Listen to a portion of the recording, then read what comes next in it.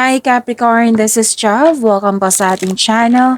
By the way, Capricorn, this is your weekly Gabay Tarot reading from September 24 to 28, 2025. Gamitin ang reading na ito bilang gabay lamang. Kung naka-resonate kayo, comment down. Tandaan, Capricorn, ito ay general reading po. Kunin nyo lang po kung anong naka-resonate sa iyo. This is for you, Capricorn.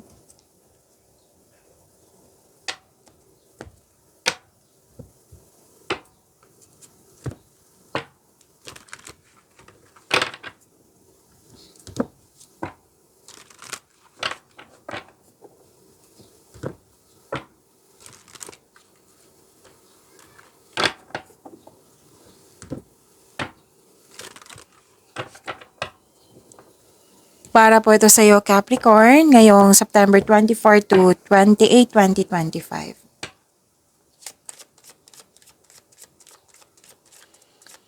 Maraming salamat po sa inyong patuloy na suporta, sa mga nag-donate, sa mga hindi nag-skip ng ads.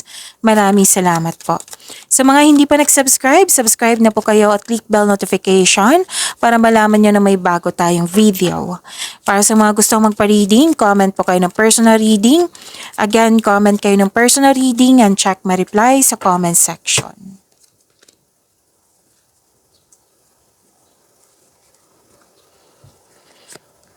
Okay. Okay, Capricorn, iwasan nyo lang mag-overthink. Okay? And kung nagkaroon ng fear, doubt, or hesitation, gumawa kayo ng konkretong plano para mawala ito. Ma-overcome mo po ito. Okay? Pwede nag-observe ka sa isang bagay, sa isang sitwasyon, or sa isang tao. At may nakita rin ako ditong tinulungan mo yung sarili mo at nag-let go. Oo, tinulungan mo kasi nahirapan ka at nag-let go at nagkaroon ng transformation. Ito na yung ending with new beginning. Okay?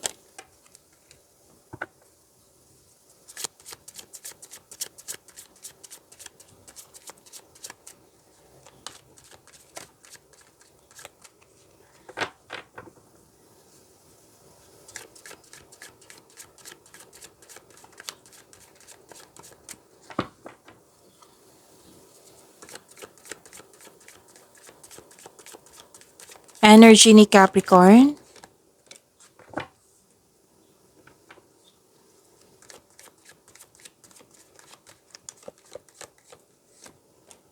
Oh. Kung may napansin kayo na repeating message, yan po yung pinupush ng cards sa inyo. Like for example, nanood kayo sa inyong daily Gabay Tarot reading, monthly Gabay Tarot reading, second half of the month of September, at dito din sa inyong weekly Gabay Tarot reading. At may napansin kayo na repeating message. Yan po yung pinupush ng cards sa inyo na kailangan nyong bigyan ng atensyon, solusyon, at aksyon kung maaari po. So na yung energy ni Capricorn.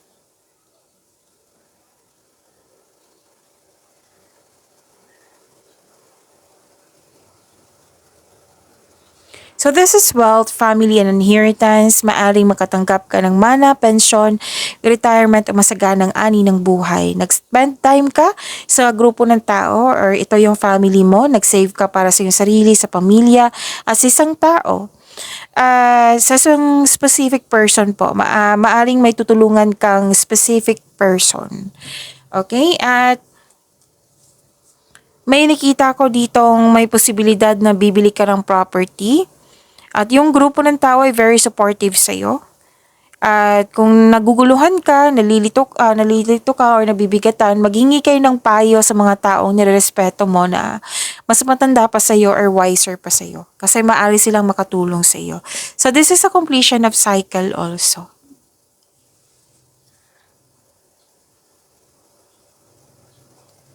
This is success, new doors opening, may collaboration.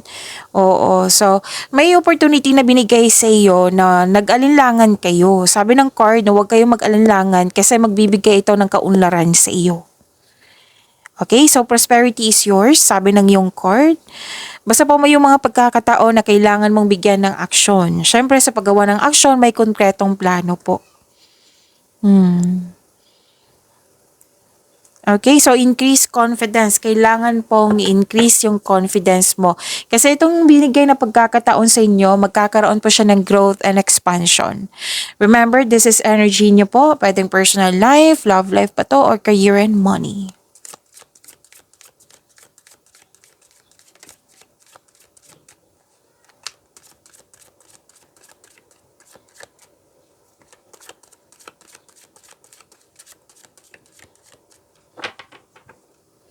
Career and money ni Capricorn.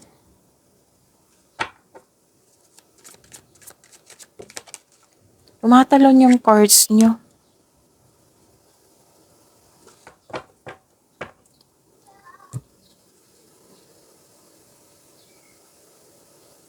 So, career and money nyo po, this is new beginning and abundance. This is gift from the universe, posibleng new job opportunity or unexpected sum of money. Opo, so claim nyo po. May parating na job opportunity, promotion. So, kanina pa to sa energy cards nyo.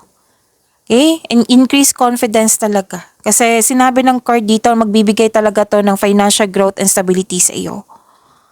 Pwede din mag-pursue ka ng ibang new career path that will offer more stability and abundance. Yun nga, may in-offer sa iyo na magbibigay ito ng kaunlaran. Kailangan lang po ng increase yung confidence. Kailangan po ng aksyon. Okay?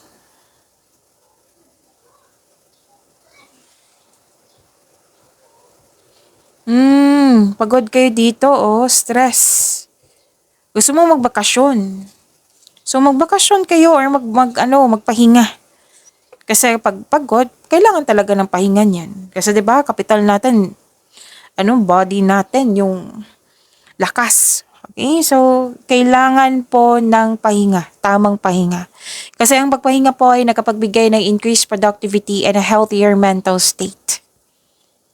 Kailangan maging kalma and reflect. Tamang tulog, tamang meditation ay kailangan.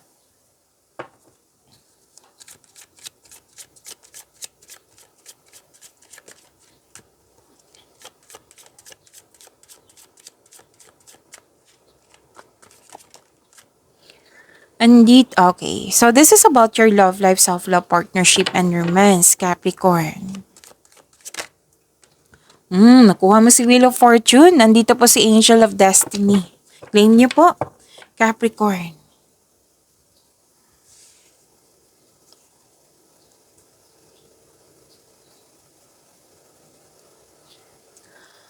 Okay, may dito.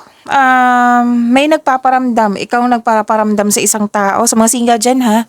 Pwedeng ikaw yung nanligaw or may nanligaw. Parating na or dumating na. Pwede din nag-enjoy ka sa passion mo.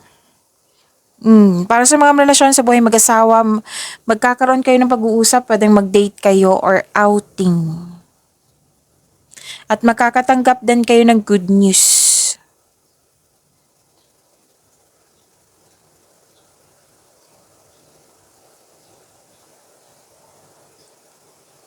Okay. Kaya pala mag-usap kayo. Kasi may nakita ko ditong hindi pagkakaunawaan, may problema.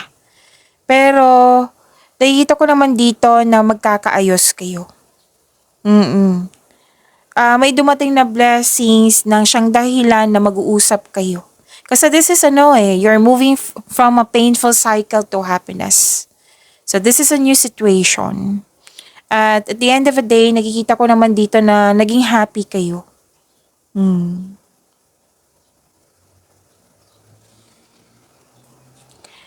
So, sa mga single dito, mamimit mo siya through friends or sa mga activities. So, travel plan pa rin nakikita ko dito. Mag-uusap kayo for travel plans, bakasyon. Pwede din na may ganap na group activity na mag-a-attend kayo. So, lahat kayo, single ka man, may relasyon sa buhay mag-asawa. Mukhang may activities kayo na a-attend kayo.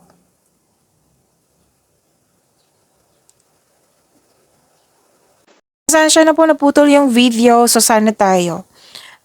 Makaka-receive ka ng regalo. Oo, makaka-receive po kayo ng regalo. So, may nakita rin ako ditong nasunod yung gusto, nasunod yung ideas, plan, or desisyon. May masusunod na tradisyon po.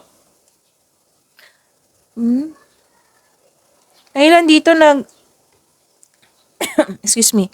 Ang ilan dito nag-alinlangan sa paggawa ng, kung i-go mo ba yung desisyon nyo. Kasi guarded. So, I think yan po. May nakita ko ditong nakatanggap ka ng blessings at naging generous ka sa kapwa mo. You're sharing resources. Pwede ikaw yung nakatanggap ng regalo or tulong or kayo ang nagbigay. Okay, so pagyamanin niyo po yung blessings na binigay sa inyo. Capricorn, see you tomorrow. Maraming salamat po.